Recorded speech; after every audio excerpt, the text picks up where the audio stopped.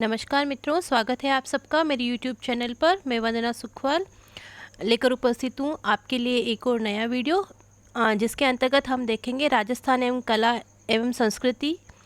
जो हमारे 10th माध्यमिक शिक्षा बोर्ड की पुस्तकें हैं, उन पुस्तकों का जो हम अध्ययन कर रहे हैं उसके अंतर्गत पाठ जो संख्या है 6, राजस्थानी स्थापत्य एवं शिल्प के विविध आयाम, उसका अध्ययन हम आज इस वीडियो के अंतर्गत करेंगे। तो माँ सरस्वती के चरणों में नमन करते हुए शुरू करते हैं आज का टॉपिक, राजस्थानी स्थापत्य एवं शिल्प। तो देखिए, मानव संस्कृति के इतिहास में स्थापत्य का अपना अलग स्थान है। स्थापत्य एक ऐसी श्रृंखला है जो सदियों की बिखरी हुई कड़ियों को जोड़कर देश और समाज की वास्तविक सांस्कृतिक तस्वीर को प्रस्तुत करती है। प्राक व आद्य इतिहास की संस्कृतियों के ज्ञान हेतु स्थापत्य की भूमिका अतुलनीय है। किसी भी देश की प्रगति का समुचित अध्ययन बिना स्थापत्य की विविध परतों और खंडहरों के अध्ययन के नहीं हो सकता।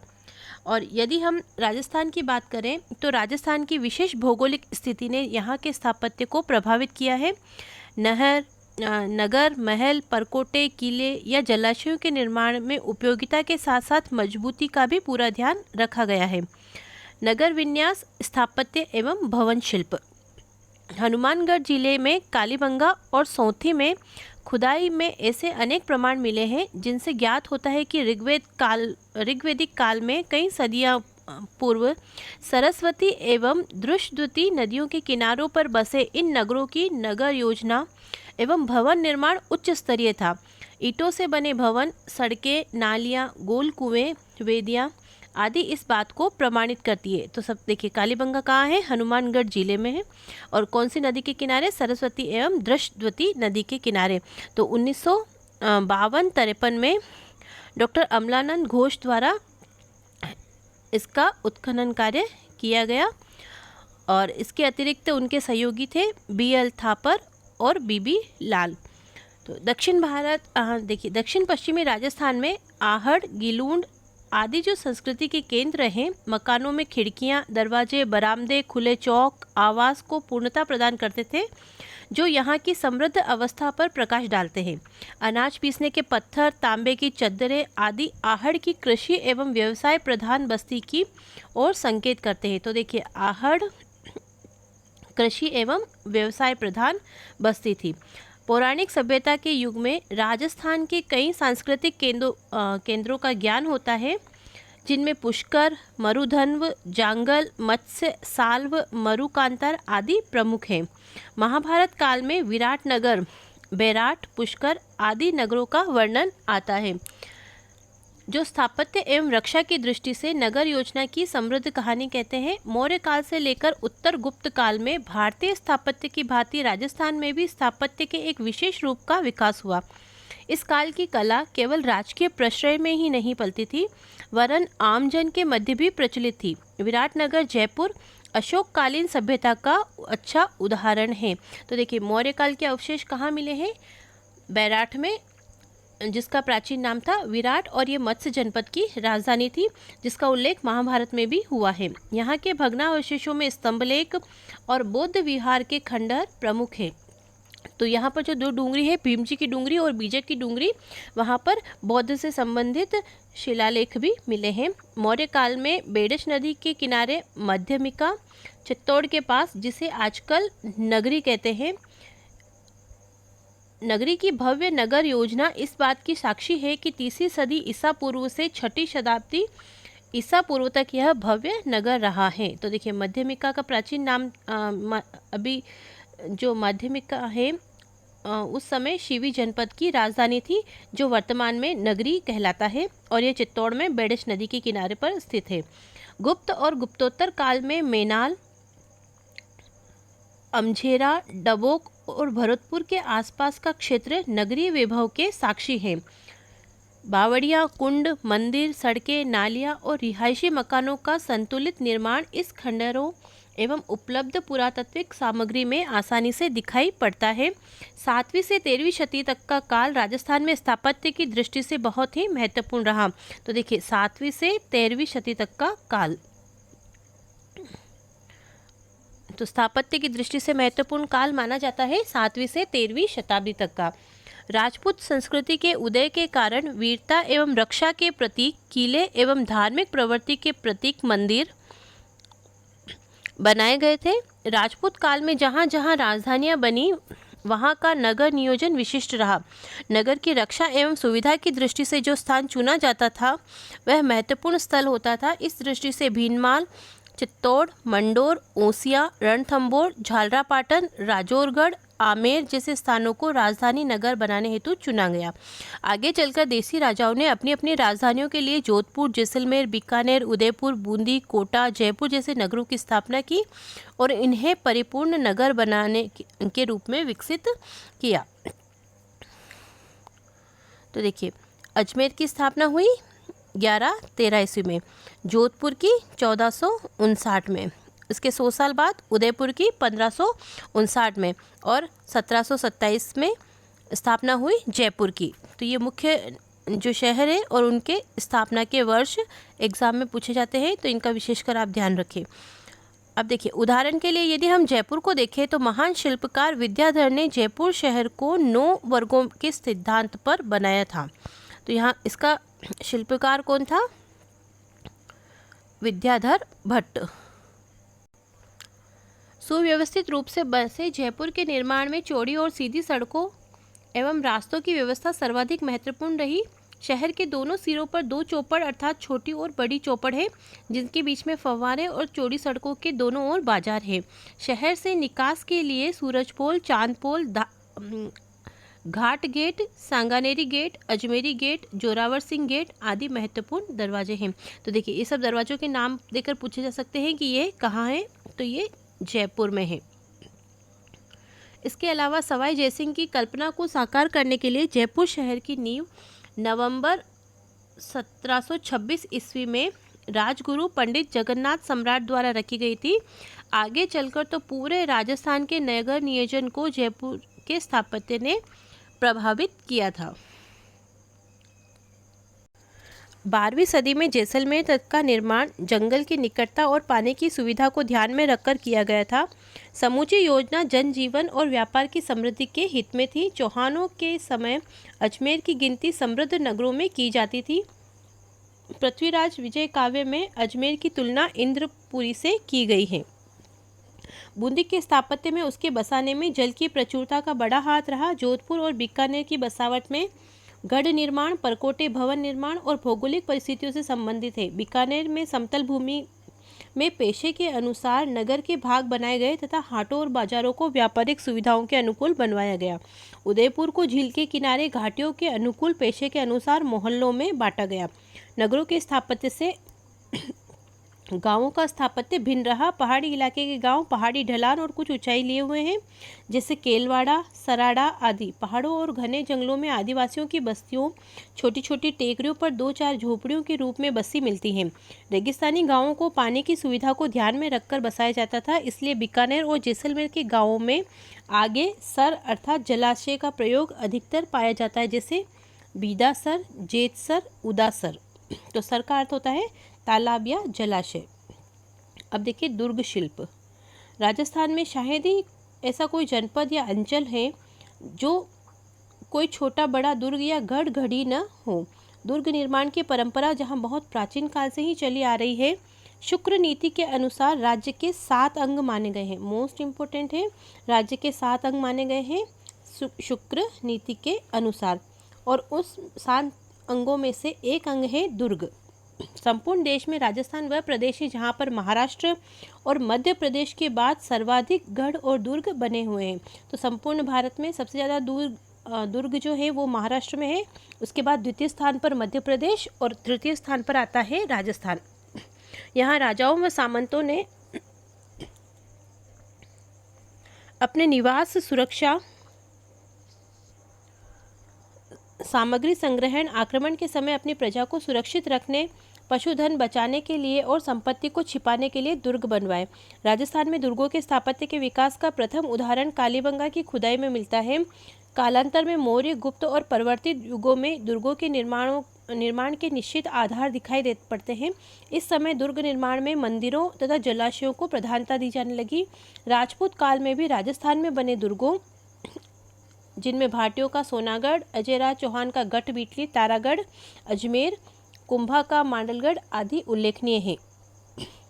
तो देखिए, एक तारागढ़ बूंदी में भी है, लेकिन एक तारागढ़ अजमेर में है जिसे गढ़ बीटली कहा जाता है, क्योंकि ये बीटली नामक पहाड़ी पर बना हुआ है। तराइन के दूसरे युद्ध में पृथ्वीराज चौहान की पराजय के बाद दिल्ली में तुर्क अफगान शासक की स्थापना हुई, जिसका प्रभाव राजस्थान के दुर्ग स्थापत्य पर भी पड़ा। 13वीं सदी के बाद दुर्ग बनाने की परंपरा में एक नया परिवर्तन दिखाई देता है। इस काल में दुर्ग निर्माण में सुरक्षा का विशेष ध्यान रखा गया। अब दुर्ग वहां बनाए जाने लगे जहां ऊंची ऊंची पहाड़ियां हों और जो ऊपर से चौरस हो। यहां खेती योग्य भूमि एवं सिंचाई के साधनों का समुचित प्रबंध किया गया। इस समय प्राचीन काल में जो दुर्ग बने हुए थे तथा जो जीर्ण शीर्ण या खंडर हो गए थे, उनका पुनर्निर्माण भी किया गया। जैसे आबू में अचलगढ़, महाराणा कुंभा ने इसे नवीन दुर्ग में परिवर्तित कर दिया। कुंभा ने चित्तौड़गढ़ दुर्ग का भी आवश्यकतानुसार पुनर्निर्माण करवाया। तो अचलगढ़ दुर्ग कहाँ है? यह है आबू में। तो ऐसा कहा जाता है कि राजस्थान के 85 दुर्गों में से 32 दुर्गों का निर्माण महाराणा कुंभा द्वारा करवाया गया था। जब मुगलों के साथ राजपूताना के शासकों के मधुर संबंध बने तो दुर्ग स्थापत्य में भी परिवर्तन आया। अब राजपूत शासक पहाड़ियों से नीचे आकर समतल मैदान में नगर दुर्गों का निर्माण करने लगे, जैसे जयपुर, बीकानेर और भरतपुर, क्योंकि राजस्थान के राजपूत शासकों के लिए यह स्थिरता व शांति का काल था। तो राजस्थान की जो 6 प्रमुख दुर्ग है, आमेर, गागरोन, जैसलमेर, रणथंभौर और चित्तौड़।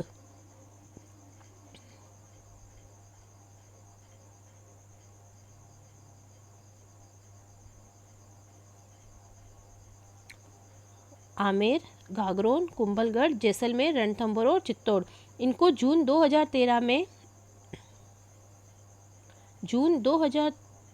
में नोम पेन में हुई। कहाँ पर? नोम पेन, ये एक जगह का नाम है। वर्ल्ड हेरिटेज कमेटी की बैठक में यूनेस्को की वर्ल्ड हेरिटेज साइट की सूची में शामिल कर लिया गया है।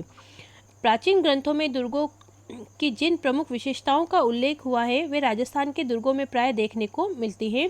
सुदृढ़ प्राचीर, अभेद्य बुर्जे, किले के चारों तरफ गहरी खाई या परिखा, गुप्त प्रवेश द्वार, सुरंग, किले के भीतर सिलह खाना या शस्त्रागार, जलाशय अथवा पानी के टाँके, राजप्रसाद तथा सैनिकों के आवास गृह यहाँ के प्राय सभी दुर्गों में मिलते हैं।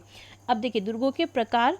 तो अपनी स्थिति, स्थापत्य एवं उपयोगिता के आधार पर दुर्गों को कई प्रकारों में वर्गीकृत किया जा सकता है। तो दुर्गों के कुछ प्रमुख उदाहरण देखेंगे, कौन कौन से प्रकार होते हैं। पहला है ओदुक दुर्ग। तो देखिए, उदक कहते हैं जल को और उदक से बना है ओदुक, अर्थात जल दुर्ग। ऐसे दुर्ग को कहते हैं जो विशाल जलराशि से घिरा हुआ है, जैसे गागरोन का दुर्ग। गिरी पर्वत दुर्ग किसी ऊंचे पर्वत पर स्थित होता है। राजस्थान में अधिकांश दुर्ग इसी श्रेणी में आते हैं। मरुभूमि में बना हुआ दुर्ग धानवन दुर्ग कहलाता है, अर्थात जैसलमेर का किला इसका उदाहरण है। सघन बीहड़ वन में बना हुआ दुर्ग वन दुर्ग कहलाता है, जैसे सिवाना का दुर्ग। एरन दुर्ग ऐसे दुर्ग जिनके मार्ग खाई, कांटों और पत्थरों से दुर्गम हो, जैसे चित्तौड़ व जालोर के दुर्ग एरन दुर्ग। पारिख दुर्ग अर्थात जिसके चारों ओर बहुत बड़ी खाई हो, जैसे भरतपुर, बीकानेर और जूनागढ़। बीकानेर का जूनागढ़। जिन दुर्गों के चारों ओर बड़ी बड़ी दीवारों का परकुटा होता है वे पारित दुर्ग कहलाते हैं, जैसे चित्तौड़, जैसलमेर। सैन्य दुर्ग वह है जिनमें युद्ध की व्यूह रचना में चतुर सैनिक रहते हैं। तो देखिए, दुर्ग के प्रकार: ओदुक दुर्ग, गिरी या पर्वत दुर्ग, धानवन दुर्ग, वन दुर्ग, एरन दुर्ग, पारिख दुर्ग, पारिद दुर्ग और सैन्य दुर्ग। तो देखिए, पारिख और ये है पारिद। अब देखिए, अंतिम है सहाय दुर्ग। इसमें शूरवीर एवं सदा अनुकूल रहने वाले बांधव लोग रहते हैं। सहाय मतलब सहायता करने वाले राजा की। कुछ दुर्ग ऐसे भी हैं जिन्हें 2 या अधिक दुर्गों के प्रकार में शामिल किया जा सकता है, जैसे चित्तौड़ के दुर्ग को गिरी दुर्ग, पारिक दुर्ग और एरन दुर्ग की श्रेणी में रखा जा सकता है। दुर्गों के सभी प्रकारों में सैन्य दुर्गों को श्रेष्ठ माना जाता है। चित्तौड़गढ़ दुर्ग सहित राजस्थान के कई दुर्गों को सैन्य दुर्गों की श्रेणी में रखा जाता है। अब देखेंगे राजस्थान के प्रमुख दुर्ग, जिसमें गढ़ तो चित्तौड़गढ़, बाकी सब गढ़ैया। तो गढ़ों का सिरमौर चित्तौड़गढ़ दुर्ग। गिरी दुर्गों में राजस्थान का गौरव चित्तौड़ का किला सबसे प्राचीन और प्रमुख है। दिल्ली से मालवा और गुजरात जाने वाले मार्ग पर स्थित होने के कारण प्राचीन और मध्यकाल में इस किले का विशेष सामरिक महत्व था। तो ये देखिए चित्तौड़गढ़ की तस्वीर। मेवाड़ के इतिहास ग्रंथ वीर विनोद के अनुसार मौर्य राजा चित्रांग अर्थात चित्रांगद, तो कहीं कहीं इसका नाम चित्रांग या चित्रांगद भी मिलता है, यह किला बनवाकर अपने नाम पर चित्रकोट रखा था। उसी का परिवर्तित नाम है चित्तौड़। मेवाड़ में गुहिल राजवंश के संस्थापक बप्पा रावल ने अंतिम मौर्य शासक मान मौर्य को पराजित कर 8वीं शताब्दी ईस्वी के लगभग चित्तौड़ पर अधिकार कर लिया। अलाउद्दीन खिलजी ने इस दुर्ग पर अधिकार कर इसका नाम खिजराबाद रख दिया था। यह दुर्ग एक पठार पर स्थित है जिसे मेसा का पठार कहते हैं। यह किला सब किलों का सिरमौर समझा जाता है। चित्तौड़गढ़ के लिए यह उक्ति प्रचलित है, गढ़ तो चित्तौड़गढ़ बाकी सब गढ़ैया। चित्तौड़ के किले के इतिहास के 3 प्रसिद्ध साके हुए। पहला सन 1303 ईस्वी में अलाउद्दीन खिलजी के समय, दूसरा 1534 ईस्वी में गुजरात के शासक बहादुर शाह के समय और तीसरा 1567 में अकबर के आक्रमण के समय हुआ।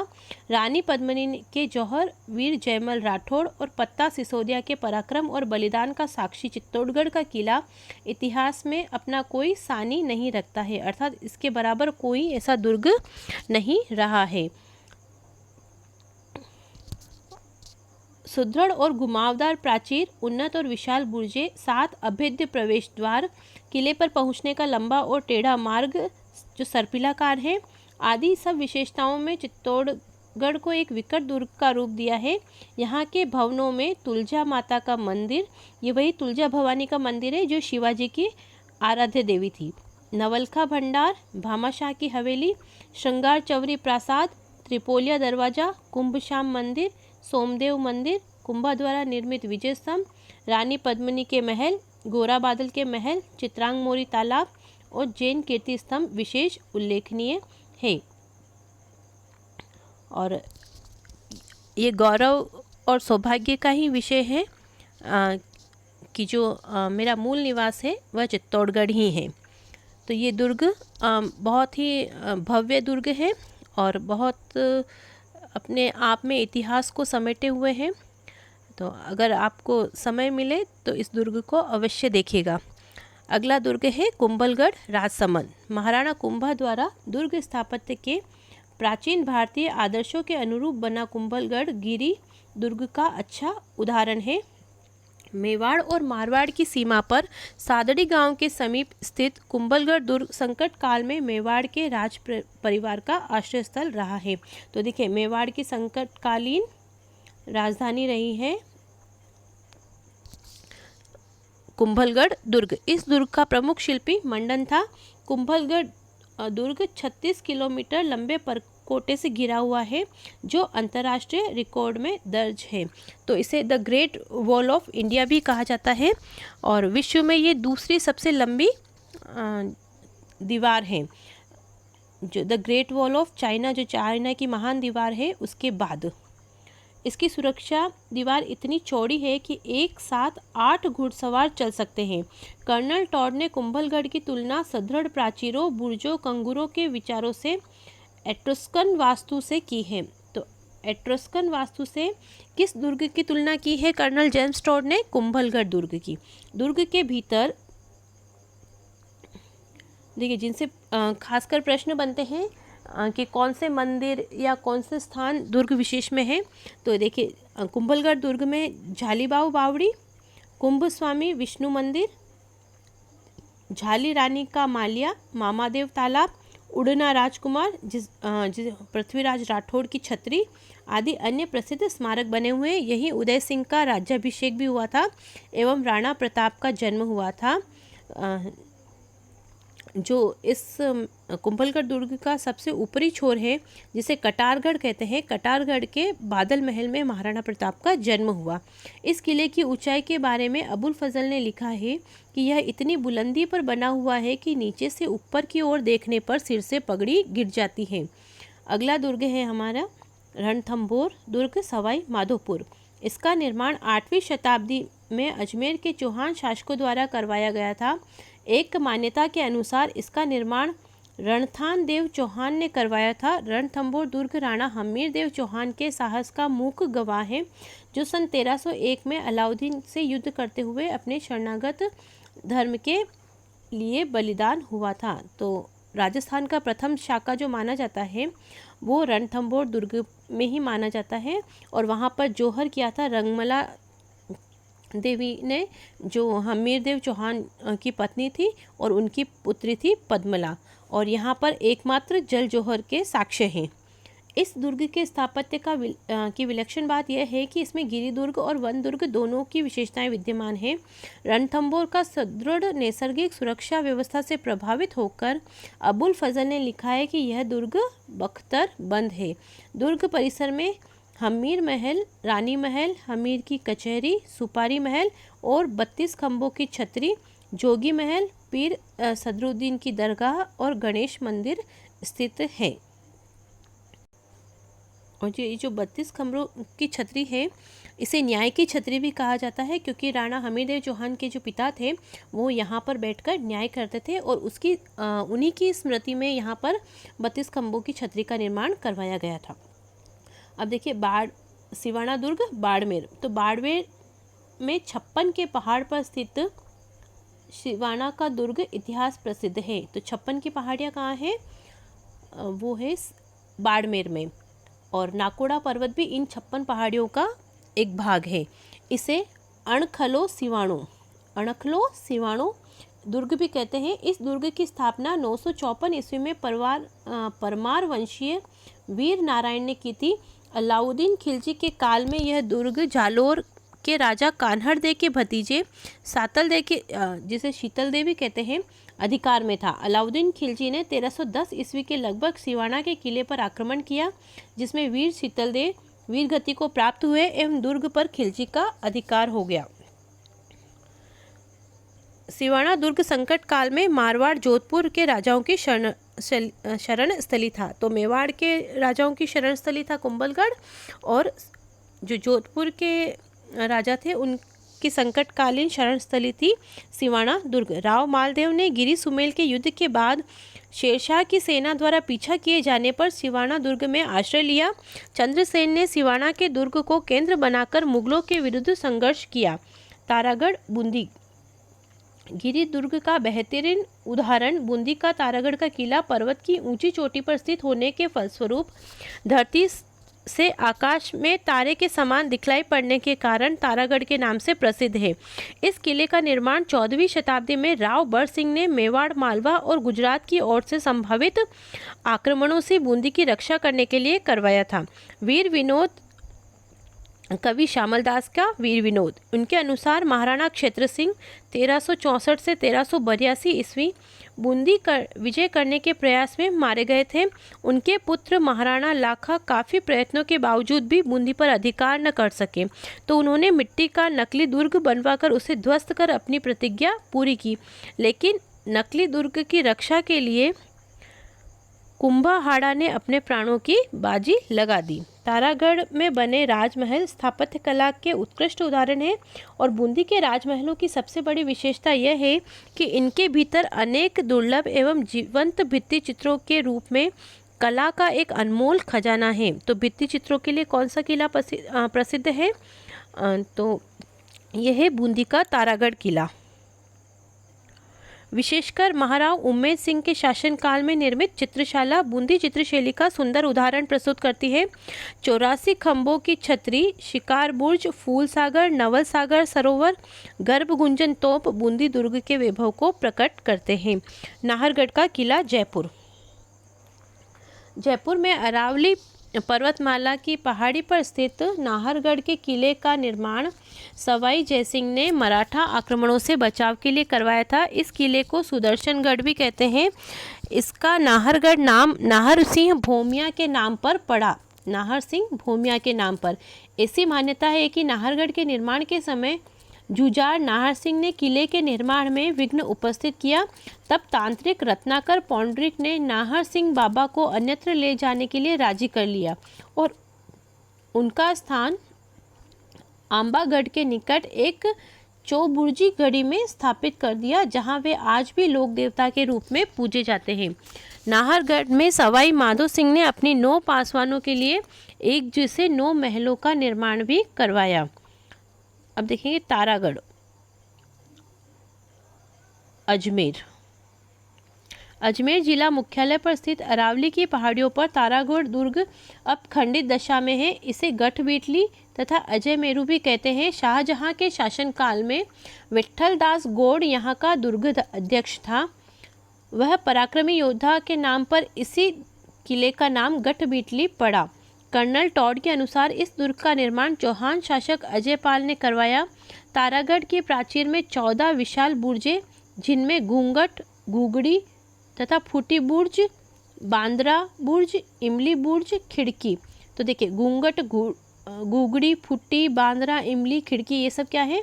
तो तारागढ़ अजमेर में स्थित बुर्जें हैं और फतेह बुर्ज प्रमुख हैं। तो घूंघट, घुगड़ी, फूटी, बांद्रा, इमली, खिड़की और फतेह बुर्ज कहाँ हैं? तारागढ़ अजमेर में।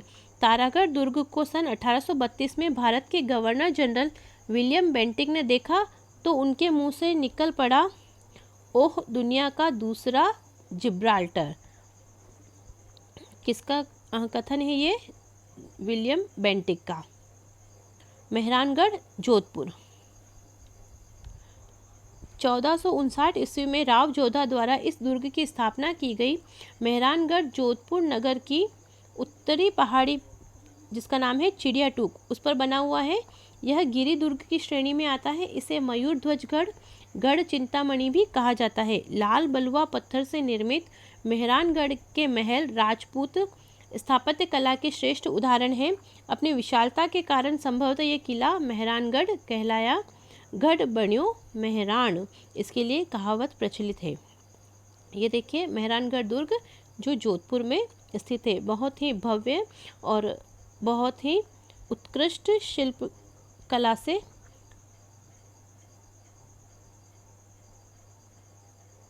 महल है। दुर्ग के भीतर मोती महल, फतेह महल, फूल महल, सिंगार महल आदि दर्शनीय है। महाराजा मानसिंह द्वारा स्थापित पुस्तक प्रकाश नामक पुस्तकालय वर्तमान में भी कार्यरत है।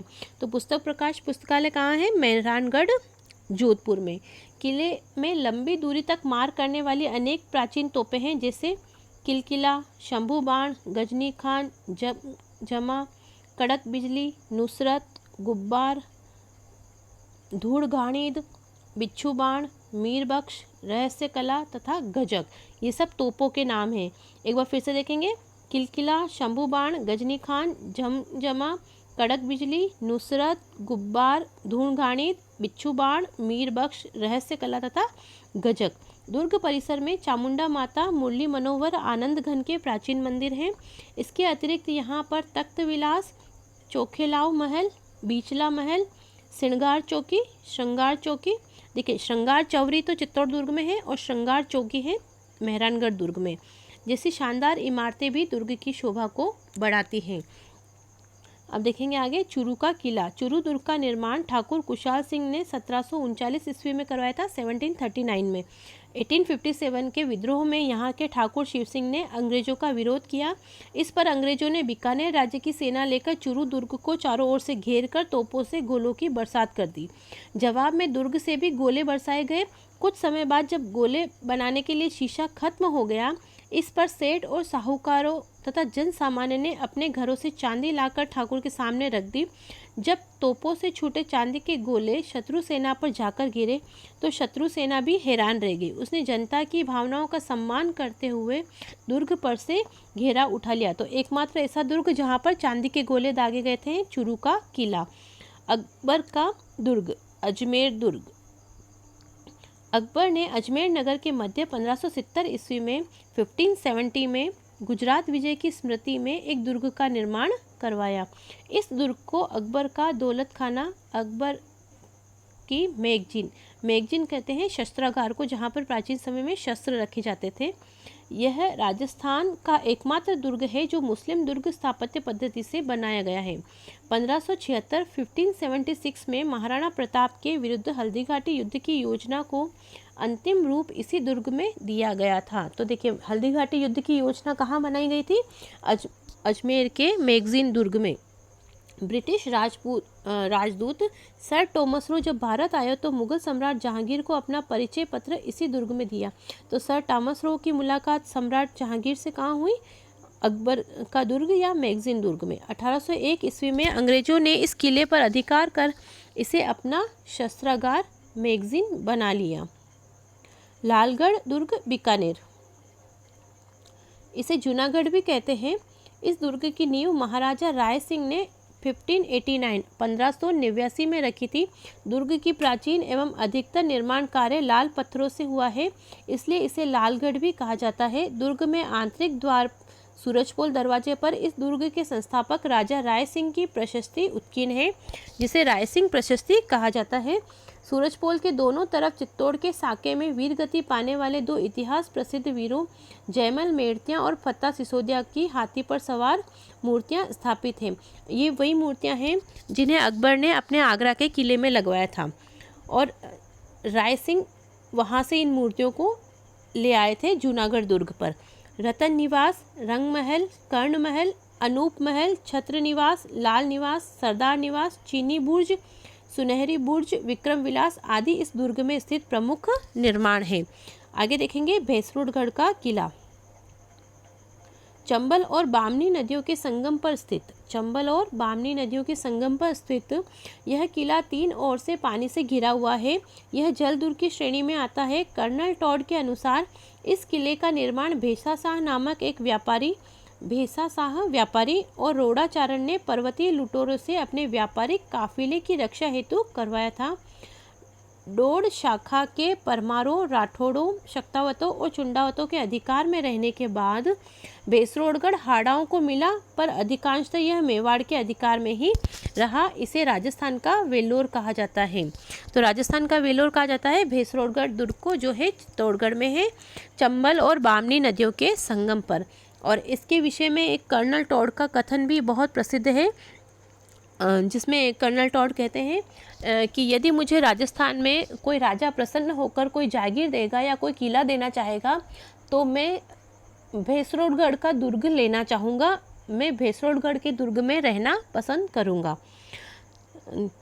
अगला देखेंगे घाघरोन का किला झालावाड़ में। काली सिंध व आहू नदी के संगम पर स्थित यह किला जल दुर्ग की श्रेणी में आता है और इसका निर्माण 11वीं शताब्दी में डोड परमारों द्वारा करवाया गया था। उनके नाम पर डोडगढ़ या धूलरगढ़ कहलाया।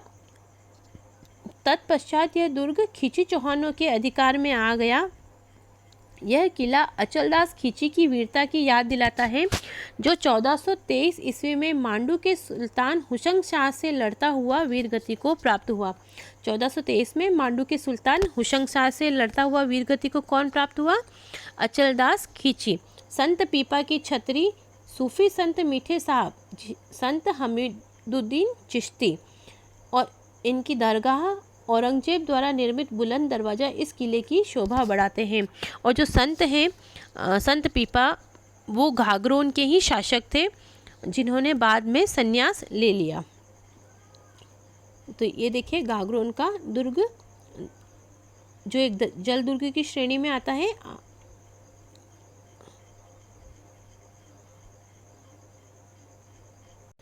आहू और कालीसिंध नदियों के संगम पर।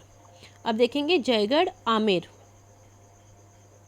मध्यकालीन भारत की प्रमुख सैनिक इमारतों में से एक जयगढ़ दुर्ग की खास बात यह है कि इसमें तोपें ढालने का विशाल कारखाना था, जो शायद ही किसी अन्य भारतीय दुर्ग में रहा है। इस किले में रखी जयबान तोप एशिया की सबसे बड़ी तोप है। जयगढ़ अपने विशाल पानी के टाँकों के लिए भी जाना जाता है। इस किले के निर्माण एवं विस्तार के विभिन्न कछवाहा शासकों का योगदान रहा है, अर्थात इस किले को किसी एक शासक द्वारा नहीं बनाया गया है, समय समय पर अनेक शासकों द्वारा इस किले का निर्माण करवाया गया है। परंतु इसे वर्तमान स्वरूप सवाई जयसिंह ने प्रदान किया।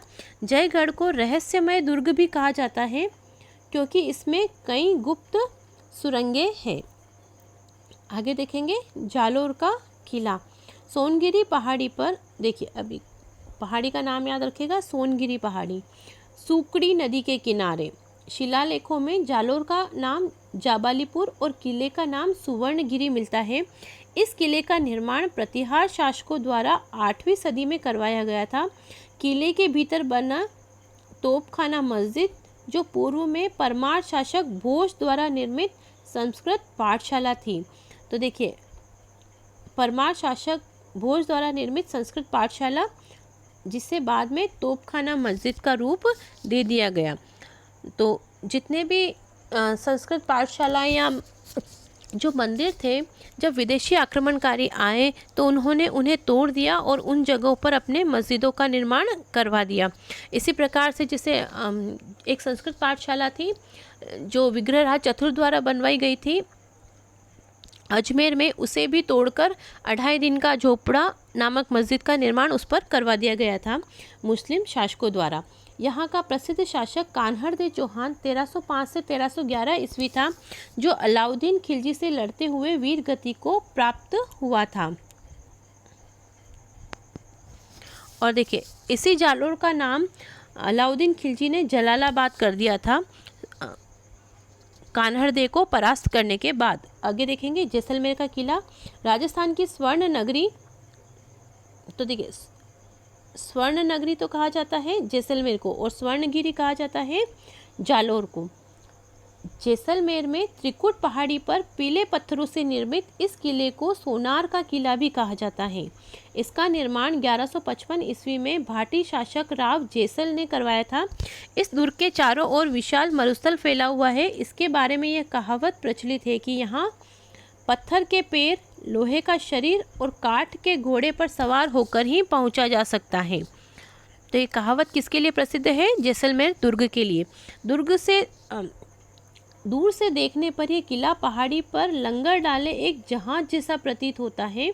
इस किले को कारीगरों ने चूने के स्थान पर बड़े बड़े पीले पत्थरों को परस्पर जोड़कर खड़ा किया है। किले के अंदर बने प्राचीन एवं भव्य जैन मंदिर पार्श्वनाथ और ऋषभदेव मंदिर अपने शिल्प एवं सौंदर्य के कारण आबू के देहलवाड़ा जैन मंदिरों की बराबरी करते हैं। किले के महलों में रंग महल, मोती महल, गजविलास और जवाहर विलास प्रमुख है। इस किले की प्रसिद्धि इसके दुर्लभ एवं प्राचीन पांडुलिपियों के संग्रहालय के कारण भी है।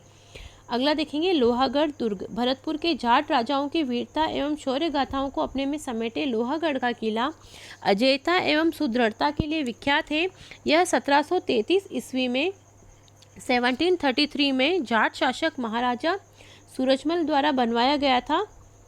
लोहागढ़ को पूर्व स्थित में कच्ची गढ़ी को विकसित कर वर्तमान रूप दिया गया है। तो लोहागढ़ पूर्व दिशा में कच्ची गढ़ी जो जगह थी उसको विकसित करके बनाया गया है।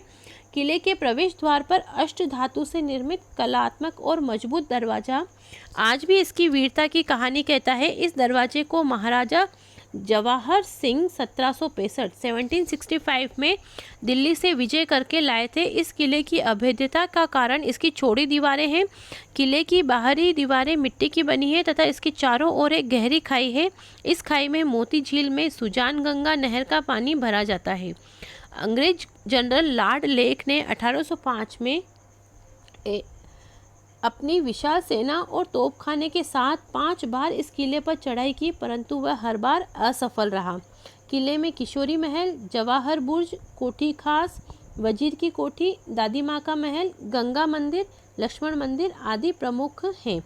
उपयुक्त दुर्गों के अलावा भी बयाना का किला, तीमनगढ़ का दुर्ग, मारवाड़ का सोजत और कुचामन का किला, पूर्व जयपुर रियासत के शिवाड़, कालक, काकोड़ और खंडार के किले, हाड़ौती का शेरगढ़, सिरोही का बसंतगढ़ तथा सीकर का लक्ष्मण दुर्ग भी अपने स्थापत्य एवं बनावट के कारण उल्लेखनीय हैं।